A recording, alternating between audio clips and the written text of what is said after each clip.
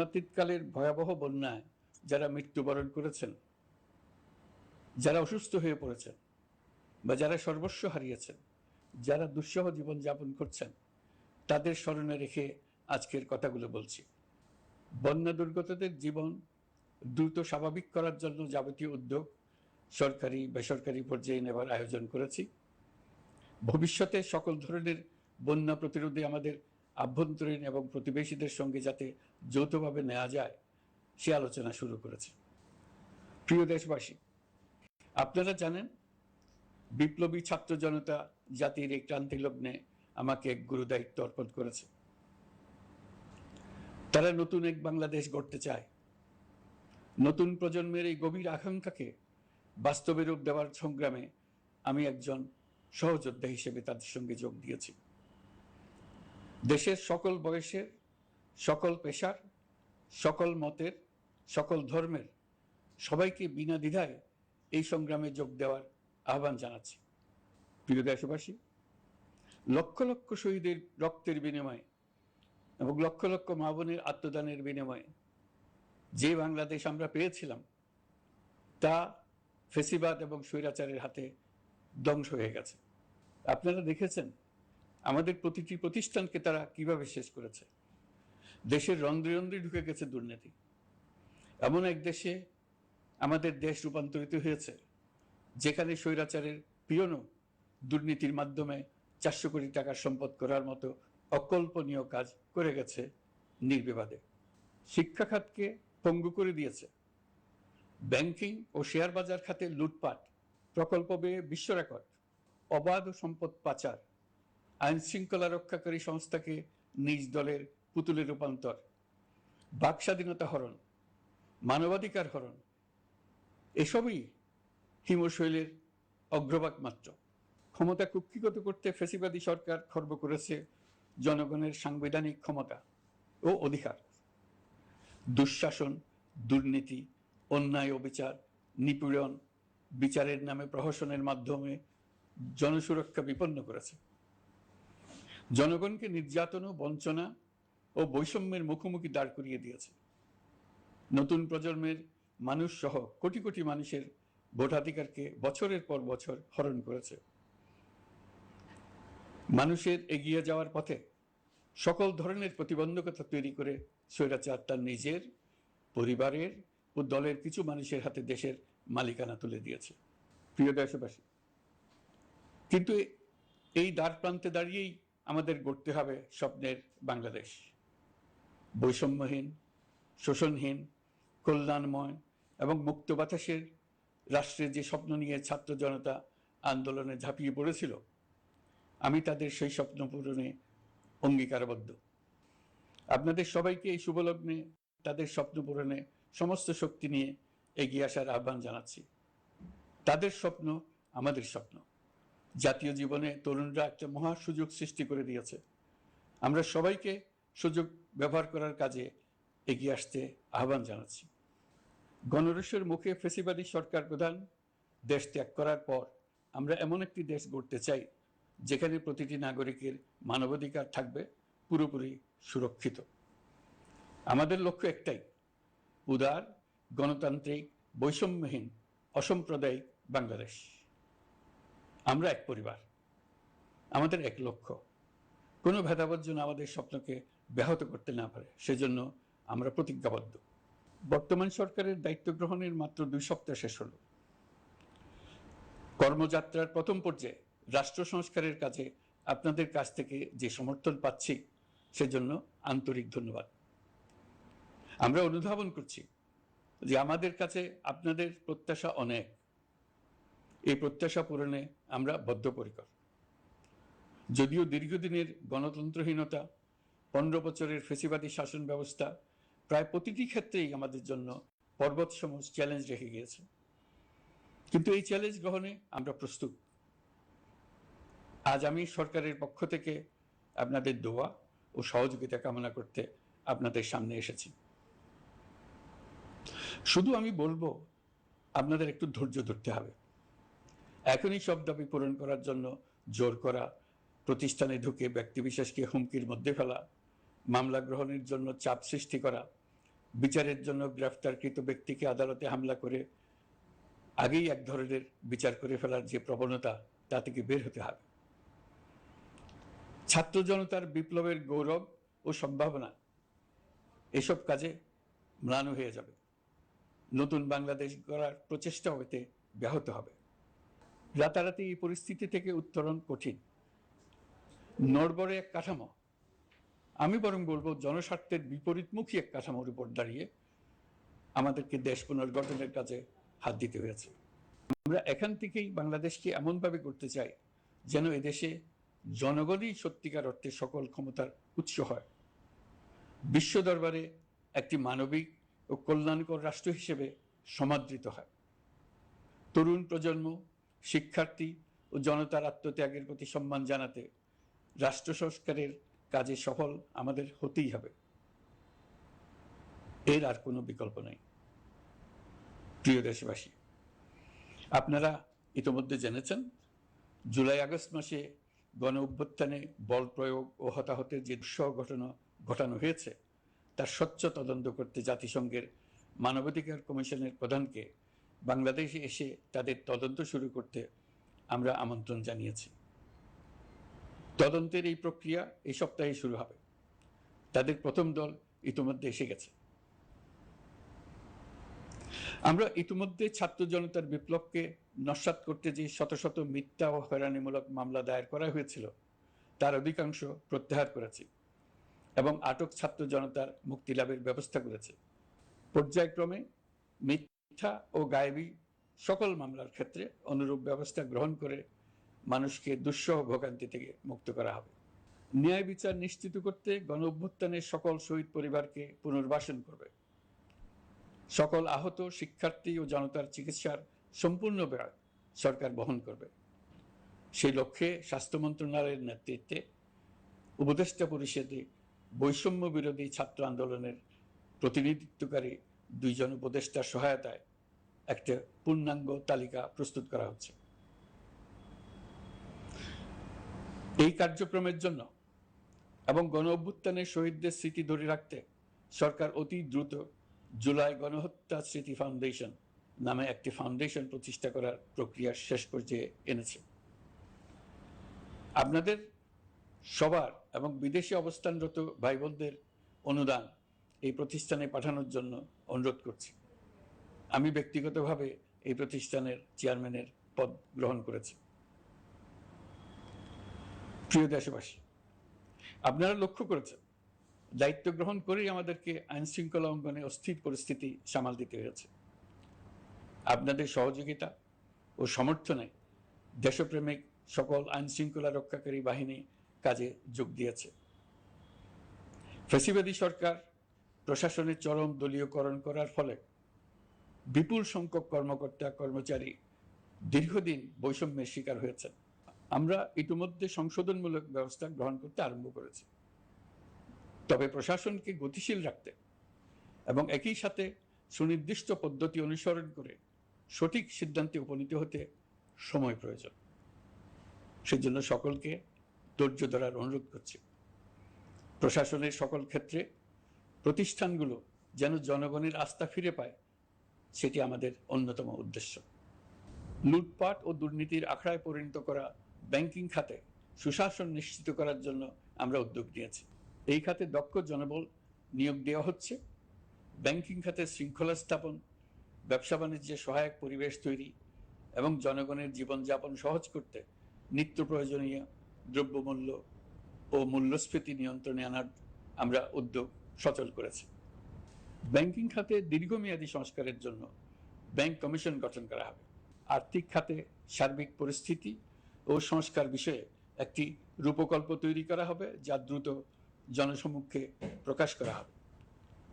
Share বাজার, পরিবহন খাত সহ যেসব ক্ষেত্রে চরম বিশৃঙ্খলা বিরাজ করছে তা নিরসনের দ্রুত পদক্ষেপ নেওয়া হচ্ছে। বিচার বিভাগকে দুর্নীতি ও দলীয় প্রভাব মুক্ত করতে কার্যক্রম শুরু হয়েছে। একটি সুনির্দিষ্ট প্রক্রিয়ার মধ্য দিয়ে বিচার বিভাগের স্বাধীনতা ও জবাবদিহিতা নিশ্চিত করার উদ্যোগ নেওয়া হয়েছে। ফ্যাসিবাদী সরকারের বিচার বহির্ভূত হত্যাকাণ্ড, গুম, খুন, অপহরণ এবং আয়নাঘরের মতো চরম ঘৃণ্য সকল অপকর্মের ন্যায় বিচার নিশ্চিত করা হবে। এসব অপকর্মের সঙ্গে জড়িত সকলের বিচার নিশ্চিত করা হবে। তালিকা প্রস্তুত করে মিথ্যা মামলা প্রত্যাহার করা হবে। দুর্নীতি ও সম্পদ পাচারের বিচার করা হবে।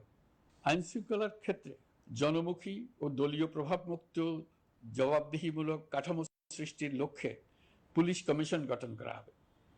জাতিসংঘের তদন্ত প্রতিবেদন, দায়িত্বপ্রাপ্ত সকল সংস্থা ও জনগণের সাথে মত বিনিময়ের মাধ্যমে কমিশনের নেতৃত্বে প্রয়োজনীয় সংস্কার করা হবে। বাংলাদেশকে আর কোনোদিন কেউ যেন কোনো পুলিশি রাষ্ট্রে পরিণত করতে না পারে তার ব্যবস্থা করা হবে। তথ্যের অবাধ প্রবাহ ও গণমাধ্যমের স্বাধীনতা নিশ্চিত করা হবে।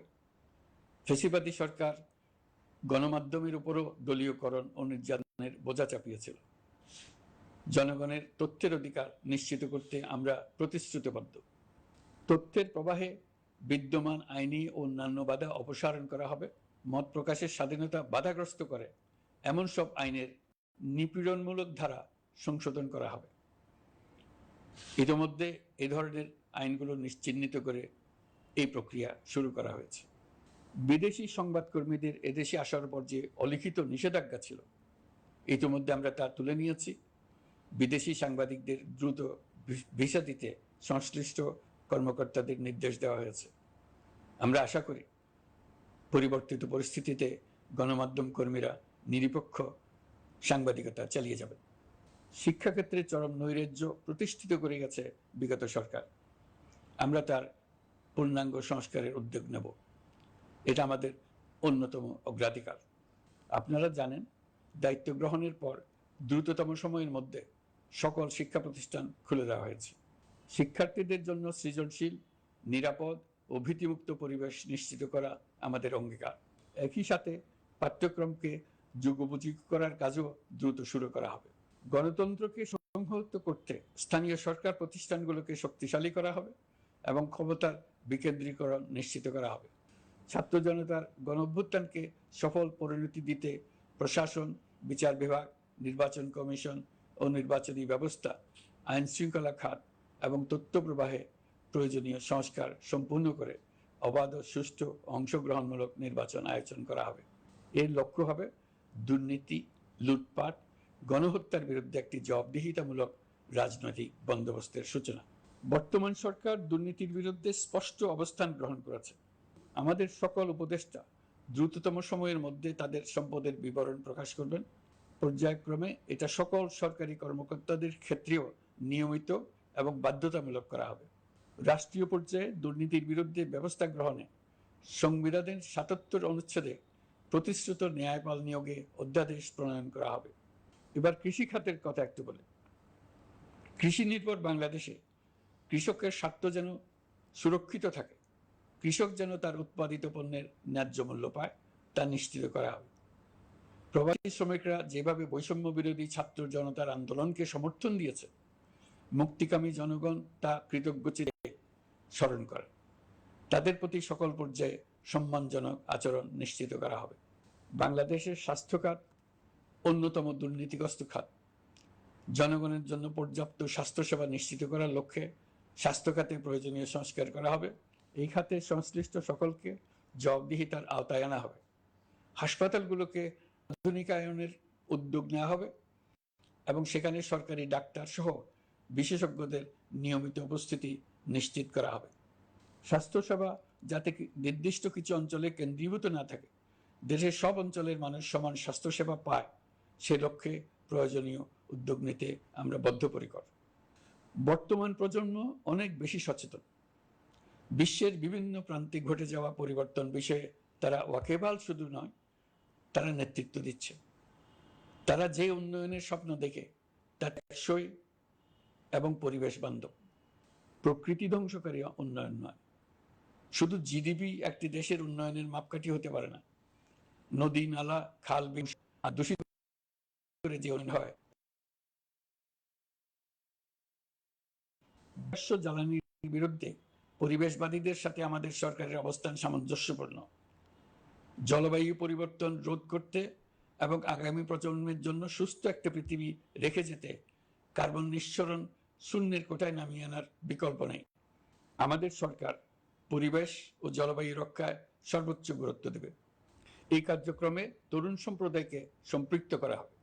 ইতোমধ্যে বিভিন্ন রাষ্ট্র ও জাতিসংঘ বর্তমান সরকারের কর্মসূচির প্রতি সমর্থন ব্যক্ত করেছে। আমরা সকল রাষ্ট্রের সাথে বন্ধুত্বপূর্ণ সম্পর্ক বজায় রাখব। পররাষ্ট্রনীতির ভিত্তি হবে পারস্পরিক আস্থা, বিশ্বাস ও সহযোগিতা। আমরা মানবাধিকার আইন সহ সকল আন্তর্জাতিক আইনের প্রতি শ্রদ্ধাশীল। আমাদের পক্ষ থেকে গুম বিষয়ক আন্তর্জাতিক চুক্তির পক্ষরাষ্ট্র হওয়া সহ বিভিন্ন পদক্ষেপ নেওয়া হয়েছে। ইতিমধ্যে পক্ষভুক্ত এমন সকল আঞ্চলিক ও দ্বিপাক্ষিক চুক্তি ও সমঝোতা বাস্তবায়ন করে যাব। আমাদের সরকার রোহিঙ্গা সমস্যার বাস্তবসম্মত সমাধানের লক্ষ্যে আন্তর্জাতিক সম্প্রদায়ের সাথে কাজ করে যাবে। আমরা জাতীয় ঐক্যে বিশ্বাসী। প্রয়োজনীয় সংস্কারের লক্ষ্যে রাজনৈতিক ঐক্যের মধ্য দিয়ে নিশ্চিত করা হবে নারী, শিশু, প্রতিবন্ধী, ধর্মীয় সংখ্যালঘু, আদিবাসী সকলেই এদেশের নাগরিক এবং সমান আইনের সুরক্ষার অধিকারী। তাদের সকলের মানবিক অধিকার সহ অন্যান্য সকল অধিকার নিশ্চিত করার উদ্যোগ নেওয়া হবে।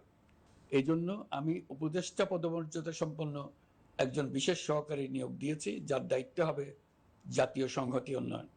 বন্যা কবলিত এলাকার সকল মানুষের দুর্ভোগ লাঘবে সরকার সঠিক সহায়তা দেওয়ার জন্য সরকারের যত কার্যক্রম আছে তাদের সচল করেছে। ইতিমধ্যে উপদেষ্টাবৃন্দ বিভিন্ন এলাকার দায়িত্ব নিয়ে এলাকায় গেছেন। আমার কার্যালয়ে একটা নিয়ন্ত্রণ কক্ষ স্থাপন করা হয়েছে। বন্যা পরবর্তী কার্যক্রম নেওয়া হয়েছে। ভবিষ্যতে বন্যা নিয়ন্ত্রণের জন্য করণীয় কি স্থির করার জন্য পদক্ষেপ নেওয়া হচ্ছে। দেশপ্রেমিক সেনাবাহিনী, পুলিশ, বিজিবি, র্যাবকে গুম নির্যাতনের কাজে লাগিয়ে তাদের কলঙ্কিত করা হয়েছে। তারা দেশের গৌরব। তাদেরও কিছু অতি উৎসাহী সদস্যের কারণে পুরো বাহিনীকে আমরা কলঙ্কিত দেখতে চাই না। আমরা অপরাধীদের চিহ্নিত করতে চাই এবং তাদের শাস্তি দিতে চাই, যেন ভবিষ্যতে কারো হুকুমে দেশপ্রেমিক কোনো বাহিনীর, পুলিশের, র্যাবের কোনো সদস্য হত্যাকাণ্ড, গুম ও অত্যাচারে জড়িত হওয়ার সাহস না করে। তাদের কাছে হুকুম যত বড় কর্তৃপক্ষের কাছ থেকে আসুক না কেন, তারা তা উপেক্ষা করবে। ভবিষ্যতে উপরওয়ালার হুকুমে এমন ঘৃণ্য কাজ করতে বাধ্য হয়েছে এমন ব্যাখ্যা কারো কাছে গৃহীত না হয় তার ব্যবস্থা করা হবে। আমি দেশরক্ষা বাহিনী, পুলিশ বাহিনী এবং অন্যান্য সহল বাহিনীকে নির্দেশ দিয়েছি তারা তাদের মধ্যে যারা হত্যাকাণ্ড, গুম, খুন বা শারীরিক মানসিক অত্যাচারে সরাসরি জড়িত তাদের চিহ্নিত করে বিচারের ব্যবস্থা করতে। যারা গুম হয়েছে, হত্যার শিকার হয়েছে তাদের তালিকা প্রস্তুত করতে। তাদের পরিবার সমূহকে সান্ত্বনা দেওয়ার ভাষা আমার নাই। তাদের জীবনে শান্তি ফিরিয়ে আনতে আমরা প্রচেষ্টা অব্যাহত রাখব। আমি সকল দেশরক্ষা বাহিনী ও আইনশৃঙ্খলা বাহিনীকে তাদের উপর জনগণের সম্পূর্ণ আস্থা ফিরিয়ে আনতে সকল পদক্ষেপ গ্রহণ করতে নির্দেশ দিয়েছি। গত 15 বছরের দুর্নীতি, অর্থ পাচার ও জনস্বার্থ বিরোধী চুক্তি স্বাক্ষর, প্রকল্পের নামে লুটপাট ইত্যাদি তথ্য নিয়ে একটি শ্বেতপত্র প্রণয়নের জন্য আমি ইতিমধ্যে একটি কমিটি গঠন করেছি। আমি বিভিন্ন দেশের রাষ্ট্রদূত এবং দাতা সংস্থার প্রতিনিধিদের সঙ্গে বৈঠক করেছি এবং করে যাচ্ছি। ছাত্র জনতার গণঅভ্যুত্থানের পর দেশ গঠনের জন্য সকল প্রকার আর্থিক অন্যান্য সহযোগিতার জন্য তাদেরকে অনুরোধ জানাচ্ছি। তারা এই ব্যাপারে আগ্রহ দেখাচ্ছে। তাদের কাছে আমাদের প্রস্তাবসমূহ প্রণয়ন করে দ্রুত পাঠানোর ব্যবস্থা নিয়েছে। তাদেরকে অনুরোধ জানিয়েছি তারা যেন পরিস্থিতির কারণে অতি দ্রুত অর্থ ছাড় করার ব্যবস্থা নেন। তাদেরকেও বলেছি যে অবস্থার মধ্য দিয়ে আমরা যাচ্ছি তা যেমন একটি দুর্যোগপূর্ণ সময়, তেমনি এটা জাতির জীবনে মস্ত বড় সুযোগ। এই সুযোগকে যেন আমরা পূর্ণভাবে কাজে লাগাতে পারি, সেই জন্য তাদের সহযোগিতা চেয়েছি। এই গণ অভ্যুত্থানে বিদেশে অবস্থানকারী বাংলাদেশিরা অত্যন্ত গুরুত্বপূর্ণ ভূমিকা পালন করেছেন। জাতি তাদের অবদান বিশেষভাবে স্মরণ করবে। নতুন বাংলাদেশ গড়ার কাজে আমরা তাদের অংশগ্রহণ চাইব। আমাদের একটি লক্ষ্য হবে বিদেশগামী এবং প্রত্যাবর্তনকারী প্রত্যেক প্রবাসী শ্রমিককে মর্যাদা ও সম্মানের সঙ্গে দেশে আসা এবং যাওয়া নিশ্চিত করা। সে ব্যাপারে শিগগিরই পদক্ষেপ নেওয়া হবে। বিদেশে অবস্থানরত সকলের কাছে আমার আবেদন, তারা যেন তাদের উপার্জিত অর্থ অফিসিয়াল চ্যানেলে দেশে পাঠান। দেশের অর্থনৈতিক সংকট উত্তরণে এই অর্থ বিশেষভাবে প্রয়োজন। কি কি ব্যবস্থা নিলে তাদের জন্য অফিসিয়াল চ্যানেলে অর্থ পাঠানো সহজ হবে সেটা সম্বন্ধে আমরা তাদের পরামর্শ নেব। সারা দেশ ঘুষের মহাসমুদ্রে নিমজ্জিত। কিভাবে ঘুষ থেকে আমরা মুক্ত হতে পারি তার জন্য আমাদের পরামর্শ দেন। শুধু এই কাজটা নিয়ে অগ্রসর হতে পারলেই আমি মনে করি দেশের জন্য এই সরকার একটা গুরুত্বপূর্ণ অবদান রেখে গেছে বলে স্মরণীয় হয়ে থাকবে। আমি কথা দিচ্ছি এই ব্যাপারে আমি আমার সর্বশক্তি নিয়োজিত করব। আমাদের দায়িত্ব দেশের সকল মানুষকে একটি পরিবারের বন্ধনে আবদ্ধ করা। পরিবারে মতভেদ থাকবে, বাকবিতণ্ডা হবে, কিন্তু আমরা ভাই বোন, আমরা বাবা মা, আমরা কেউ কারো শত্রু না। কাউকে তার মতের জন্য শত্রু মনে করব না, কাউকে ধর্মের কারণে শত্রু মনে করব না, কাউকে লিঙ্গের কারণে শত্রু মনে করব না। আমরা সবাই সমান, কেউ কারো উপরে, কেউ কারো নিচে না। এই ধারণা আমরা জাতীয় জীবনের সর্বক্ষেত্রে প্রতিষ্ঠিত করতে চাই। একটা বিশেষ ব্যাপারে আমরা আপনাদের সহযোগিতা চাচ্ছি। আমাদের দায়িত্ব গ্রহণের পর থেকে প্রতিদিন সচিবালয়ে, আমার অফিসের আশেপাশে, শহরের বিভিন্ন স্থানে সমাবেশ করা হচ্ছে। গত 16 বছরের অনেক দুঃখ কষ্ট আপনাদের জমা আছে, সেটা আমরা বুঝি। আমাদের যদি কাজ করতে না দেন তাহলে দুঃখ ঘোচানোর সকল পথ বন্ধ হয়ে যাবে। আপনাদের কাছে একান্ত অনুরোধ, আমাদের কাজ করতে দেন। আপনাদের যা চাওয়া তা লিখিতভাবে আমাদেরকে দিয়ে যান। আমরা আপনাদের বিপক্ষ দল নয়। আইনসঙ্গতভাবে যা কিছু করার আছে আমরা অবশ্যই তা করব, কিন্তু আমাদেরকে ঘেরাও করে এই গুরুত্বপূর্ণ দিনগুলোতে আমাদের কাজে বাধা দেবেন না। সবাই মিলে তাদের বোঝান তারা যেন এই সময়ে তাদের অভিযোগের প্রতি দৃষ্টি আকর্ষণের জন্য আমাদের দৈনন্দিন গুরুত্বপূর্ণ কাজে বাধা না দেন। একটা বিষয়ে সবাই জানতে আগ্রহী, কখন আমাদের সরকার বিদায় নেবে? এটার জবাব আপনাদের হাতে। কখন আপনারা আমাদেরকে বিদায় দেবেন? আমরা কেউ দেশ শাসনের মানুষ নই। আমাদের নিজ নিজ পেশায় আমরা আনন্দ পাই। দেশের সংকটকালে ছাত্রদের আহ্বানে আমরা এই দায়িত্ব গ্রহণ করেছি। আমরা সমস্ত শক্তি দিয়ে দায়িত্ব পালন করব। আমাদের উপদেষ্টা মণ্ডলীও এই লক্ষ্যে উদ্বুদ্ধ হয়ে সবাই মিলে একটা টিম হিসেবে কাজ করে যাচ্ছি।